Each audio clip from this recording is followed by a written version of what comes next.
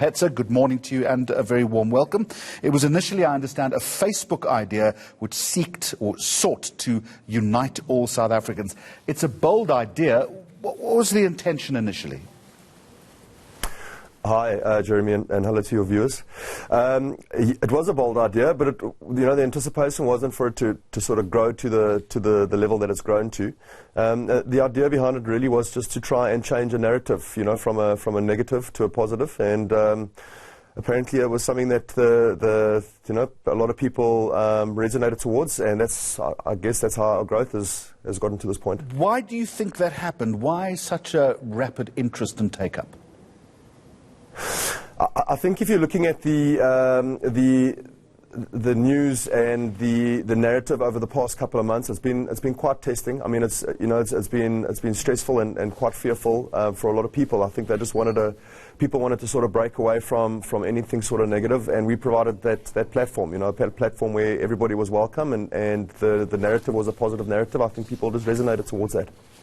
Can I ask a very cynical question? Is this just a white narrative? I've heard some criticism saying this is merely a group for white people who want to join to make themselves feel a little bit better about staying in South Africa. Yeah, we heard that narrative early on within the second week of the group being formed, but if you go onto the platform now, you'll see that it's incredibly diverse. People from all over South Africa sharing in feel-good stories and uplifting one another. There's no, you can't position it towards one race at all. I mean, it's a platform that's open to all, and we've got an incredibly diverse membership. So no. So you've now evolved into, or you're taking the strategy in a different direction. You want to raise funds to help small business. How did you make that leap? We always wanted to, I guess we wanted to affect change in a positive way, not just from narrative and sentiment, but also something that was more tangible. And we had a lot of interest from members on the page saying that they were coming back to South Africa, or they were interested in funding small businesses and helping to stimulate the economy.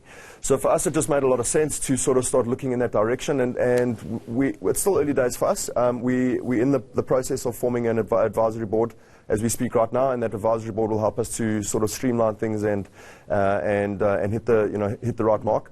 But the idea is to try and assist where we can, and I think we really need help in this country at the moment is with regards to the economy and unemployment. So it just made sense for us. What's your story? How did you come up with this idea, and why is it important to you? I was affected just like everybody else, like every other South African. I was going through the motions. I was very affected. I was in a negative mindset, and I believe that if you're in the wrong mindset, you're never going to be able to achieve anything positive. And so I took it upon myself to change my attitude, and it sort of started with me. And I think from a place of positivity, it's much easier to find solutions than it is to do that when you're in a state of a negative state. So that was it. So I wanted just to create a nice medium where people could feel good and take it from there. But I didn't anticipate, like I said earlier, for it to do what it's done, and I'm very grateful that it has.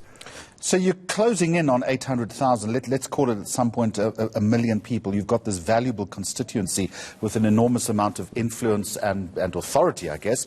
What's the end goal here? Jeremy, to be honest with you, I don't know what the end goal is. We haven't thought that far ahead. We're just taking it day by day now.